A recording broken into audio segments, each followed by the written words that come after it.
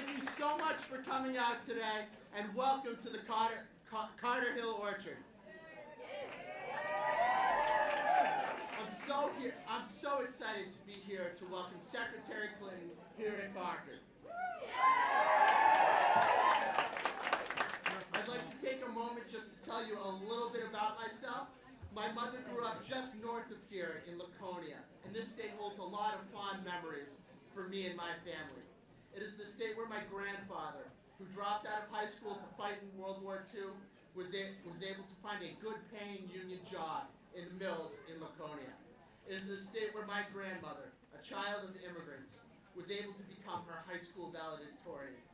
It is the state where, through hard work, they were able to save enough money to give their 3 daughters a world-class education at the University of New Hampshire. It's the state where, after their careers were over, their pensions allowed them to retire in dignity and in comfort. Many of you come from similar backgrounds to mine, and that is why we are gathered here today, to make sure all Americans have the opportunity to participate in the American dream. There is only one candidate in this race who has fought to protect the New Hampshire that gave my family so much, and that candidate is Secretary Hillary Rodham Clinton.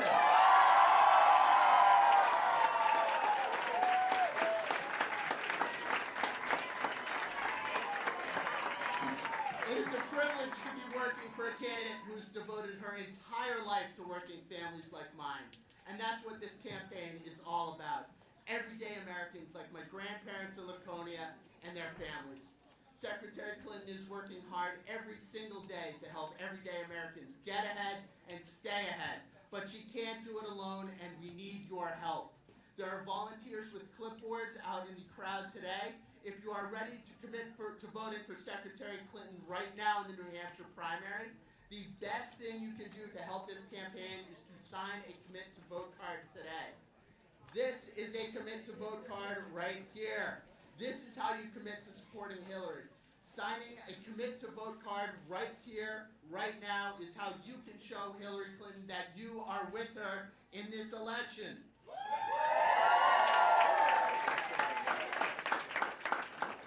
And if you're still making up your mind, I look forward to working with you to earn your support over the coming months. This campaign is working hard for every single vote, and we are taking nothing for granted. If you have already signed a commit to vote card, thank you so much for your support. But we also need you to volunteer. The truth is, there is nothing in this race that matters more than neighbors talking to neighbors, friends talking to friends, and voters talking to voters. So we need you to join our team. Grassroots organizing is the heart and soul of this campaign, and it's how we're going to win the New Hampshire primary for Secretary Clinton.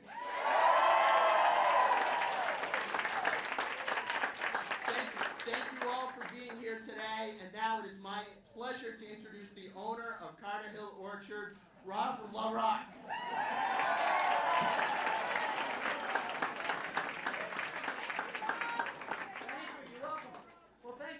I have 2 quick stories to tell you. That's what you have to put up with. Up here we have Madeline Aldridge, 100 years old. Her lifelong dream was to meet Hillary Clinton.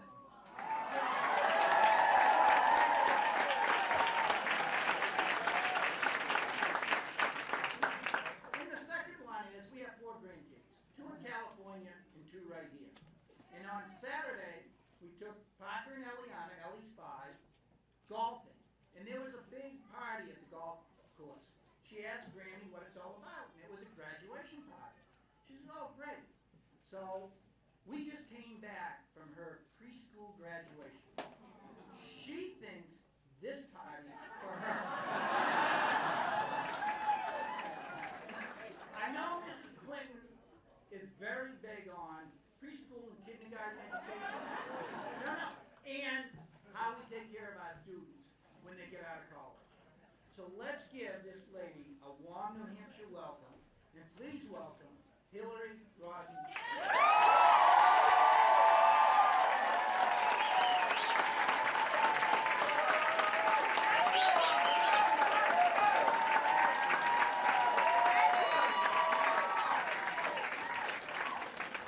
I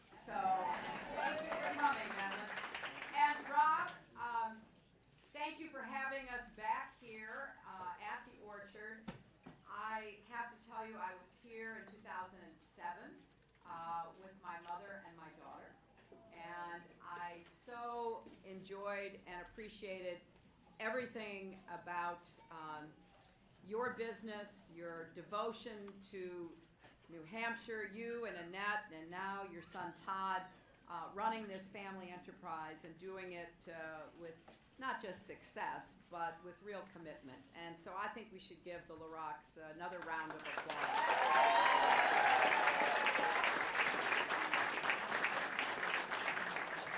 I am thrilled to be back in Concord, and I am thrilled to be back in New Hampshire. This is a place that means a lot to my family and me, and has done a lot for us.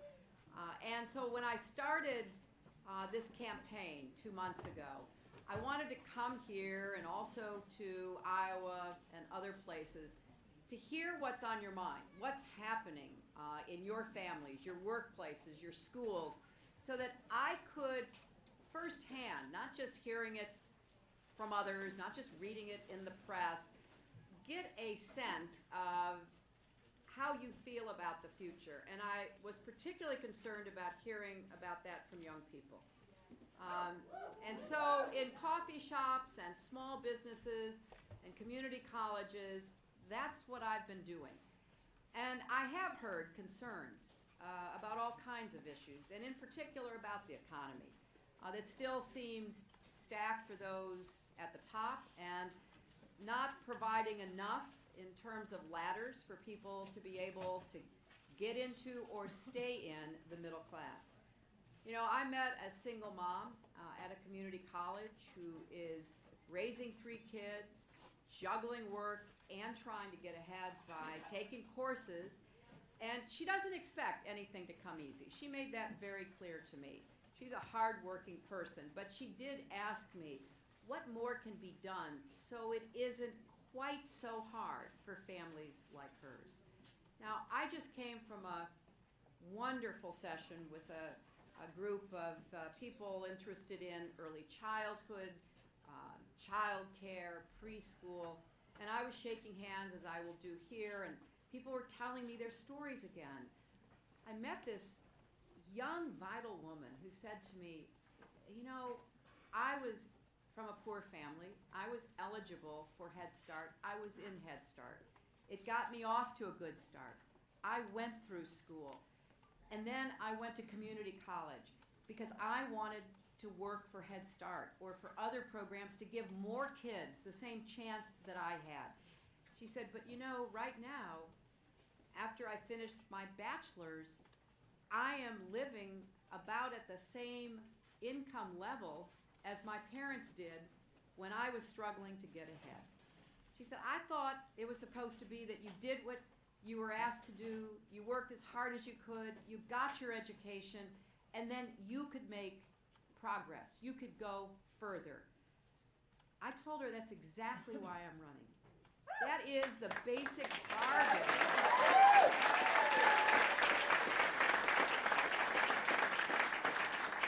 You know, to me, that's the basic bargain in our country. When you do your part, you ought to be able to get ahead. And when everybody does their part, America gets ahead. That basic bargain has inspired generations of American families. You just heard Rich's story. He's one of a group of young organizers here in New Hampshire who are working on behalf of my campaign. And part of the reason I'm so thrilled to have him and all the others is because they're young Americans who understand they want that basic bargain for themselves. And they're willing to work to elect somebody who's going to get up every single day and fight for them and fight for you so that everybody can have the same chance to make the most out of your own God-given potential. That's good for you, it's good for America.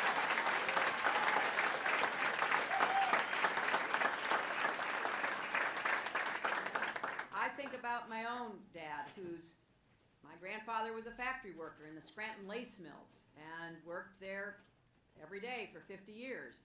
And then my dad, he started a small business, and when he got out of the Navy in World War II, he worked really hard to give us a good middle-class lifestyle, and he did. And that basic bargain has also not only been the story of families, it's been the story of Democratic presidents. That basic bargain has guided presidents who led our country from economic crisis to prosperity.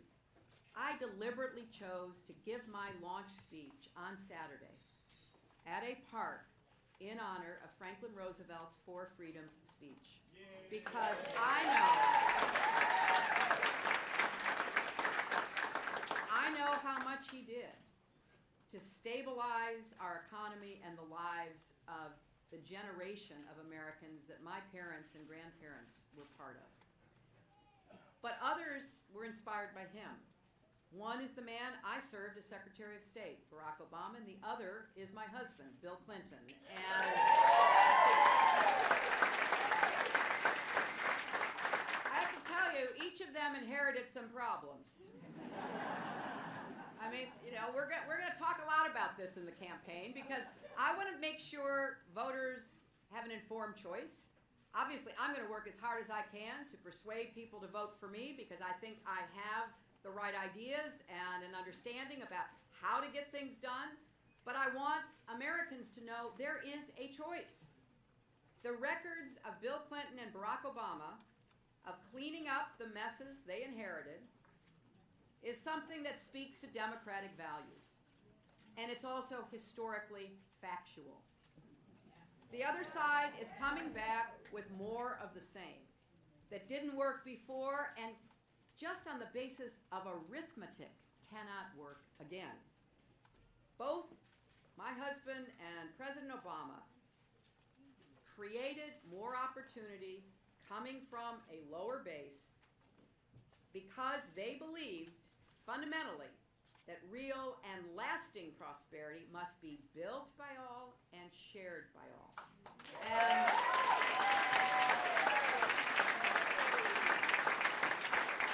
now, I am well aware our world has changed a lot. It is not 1993.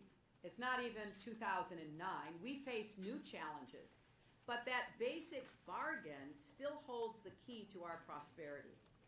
Here in New Hampshire and across America, we're standing again after the greatest financial crisis since the Great Depression, but we're not yet running the way America should.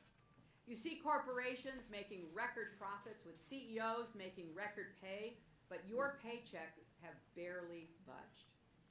You see people you know, maybe you yourselves, working multiple jobs or multiple shifts just to get by, while the top 25 hedge fund managers make more than all of America's kindergarten teachers combined. Now the question is, when does your hard work pay off? When does your family get ahead? When?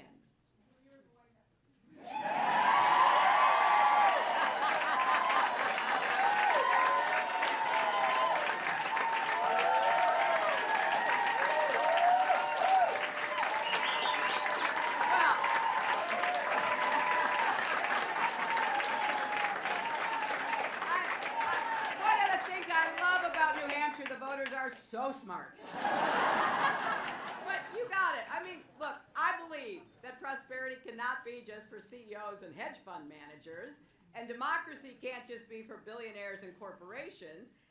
Those are part of your basic bargain. You brought the country back. Now it's your time in order to secure the gains for us to move ahead. So that's what this campaign has to be about, because when you succeed, America succeeds.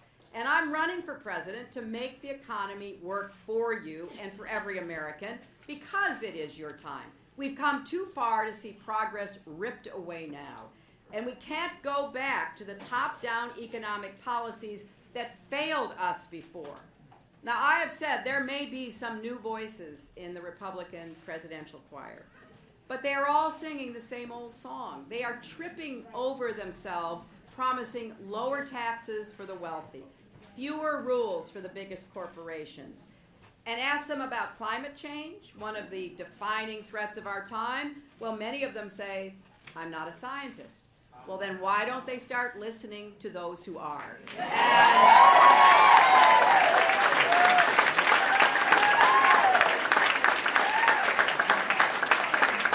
know, it is just so frustrating to me because they want to wipe out tough rules on Wall Street and take health insurance away from 16 million Americans, and they turn their backs on gay people who love each other when they should be joining us in saying clearly no to discrimination once and for all.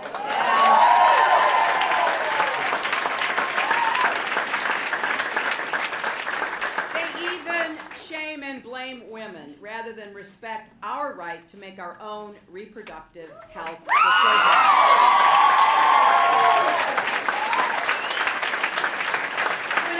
When it comes right down to us, they reject what it takes to build an inclusive economy, because I know it takes an inclusive society where people believe there is a place for them, that their hard work will be recognized and rewarded. My values and a lifetime of experiences have given me a different vision for America. I believe that success isn't measured by how much the wealthiest Americans have, but by how many children climb out of poverty. And for me,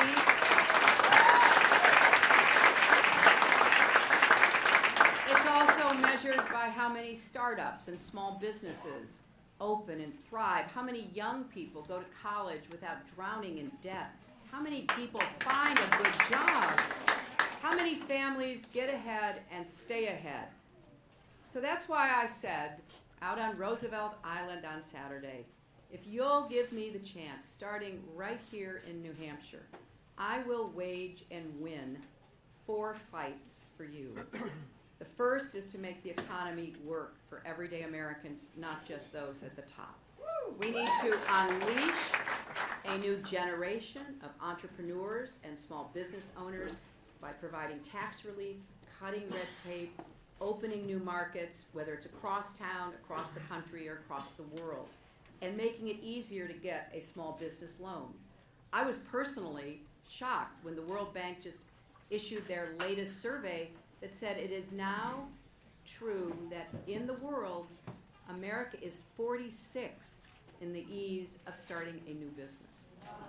That's not who we are. I mean, we are the most enterprising people on the face of the earth. What is standing in the way? That's something I've learned a lot about by listening to small businesses here in New Hampshire. We also have to invest in our most important asset, our children. And when I met earlier today with experts in early childhood education, we talked about how important it is to make preschool and quality child care available to every child, not just because it's the right thing to do, not just because I have a new granddaughter who's the most amazing, brilliant child ever.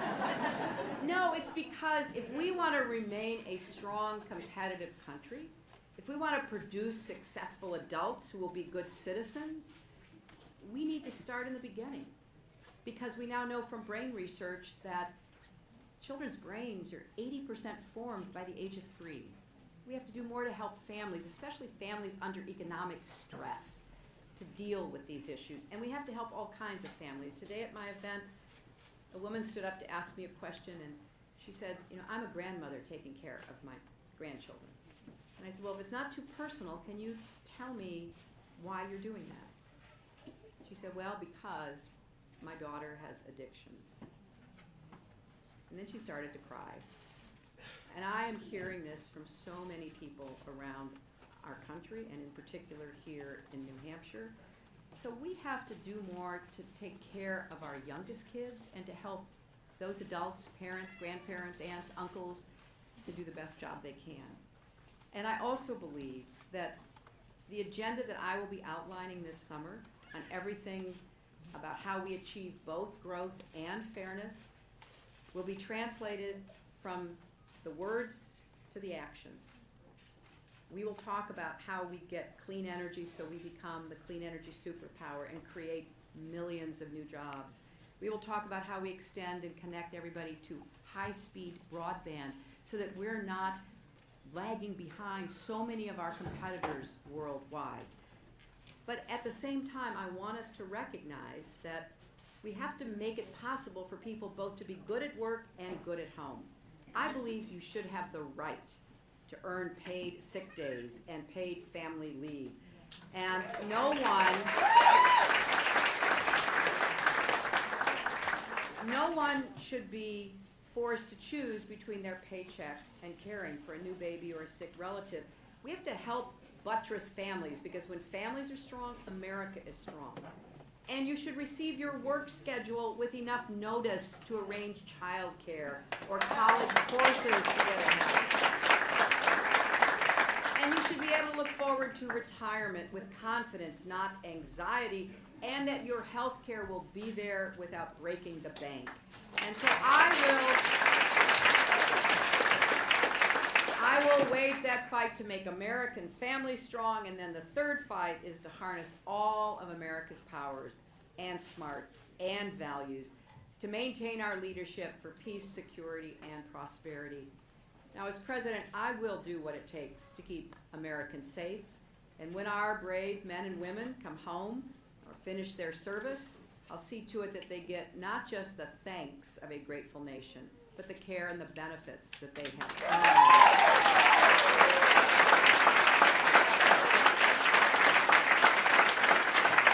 I know we face threats. I know that's real. I've spent a lot of time. I was senator from New York on 9/11. I obviously was spending a lot of hours in the Situation Room as Secretary of State. But I think we have far more opportunities if we are smart.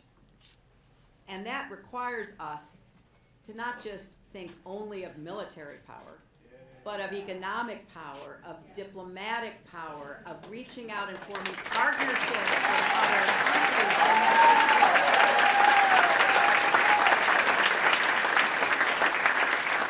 But number four, in order to be strong in the world, we have to first be strong at home. That's why we have to win the fourth fight, reforming our government and revitalizing our democracy so that it works for everyday Americans. And that requires stopping the endless flow of secret, unaccountable money that is distorting our elections, corrupting our political process.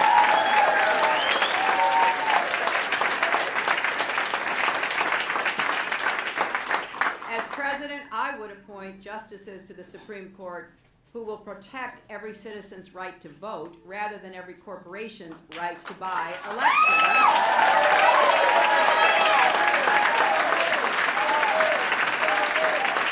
And if necessary, I will support a constitutional amendment to undo the Supreme Court's decision in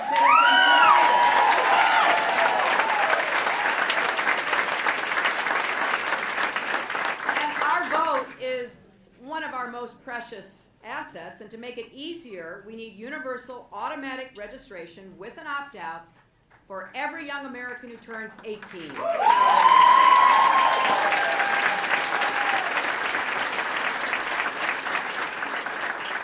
I really am quite amazed at all of the Republican-led efforts to disempower and disenfranchise young people, poor people, people with disabilities, people of color.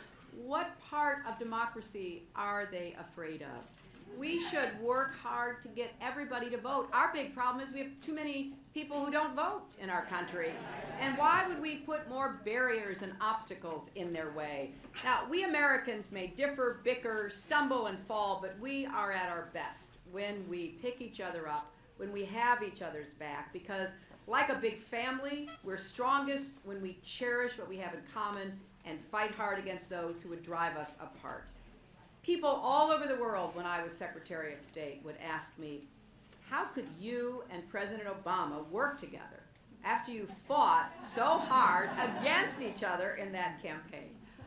And when I was first asked that on a TV show in Jakarta, Indonesia, in February of 2009, I was a little surprised, and I had to think really fast because, like here, the TV cameras were running. And I suddenly realized that was a serious question, because in a lot of places, you know, if you run against somebody, you oppose somebody, you could get exiled, imprisoned, or killed, not hired as Secretary of State. And especially for young democracies that are looking at us, you know, they say, okay, we have elections, we have freedom of the press, but it's really those habits of the heart. It's really those values that, at the end, link us together. And so, having to think quickly, I said, look, you're right. You ran a really hard, long campaign. He won. I lost. I was so happy he was elected. Then when he asked me to serve, and I accepted, we did it for the same reason. We both love our country. And that's what we do in America. That's the spirit I want to see in this campaign. I'm not angry at anybody. I'm determined. I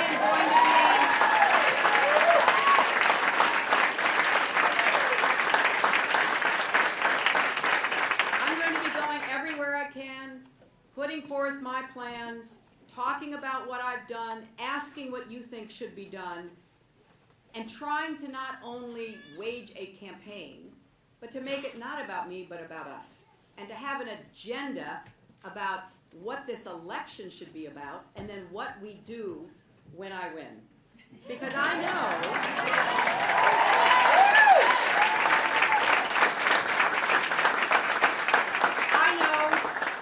we need to run an election on our future, not my future. We need to run an election where everybody knows whether they're for me or against me. This is what I'm going to do every single day. Every single day. I know how hard this job is. I've seen it up close and personal now. And I've said numerous times, maybe like me, you can visually remember what all the presidents looked like on their first day, that inaugural day, and how vigorous they looked. And then we see them grow with their hair grayer and grayer and grayer. And I said, look, one of my advantages, you won't see my hair turn white in the White House because I've been coloring it for years. And I realize I may not be the youngest candidate in this race, but with your help, I will be the youngest woman president of the United States.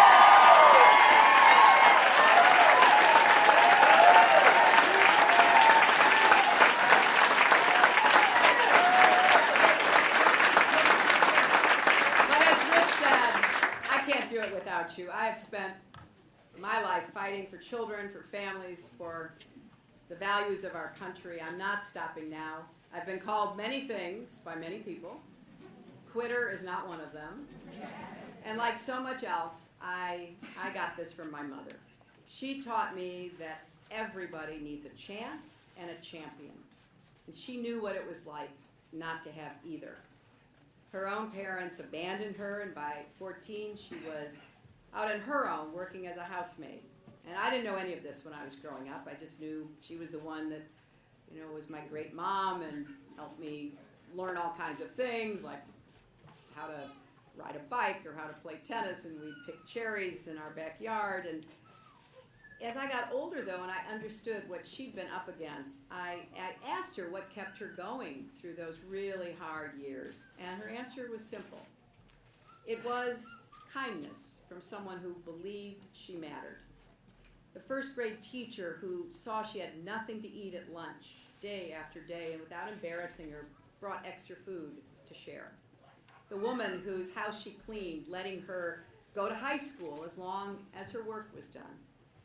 And because those people believed in her, she believed in me. And because of her, I believe in America and the potential of every American.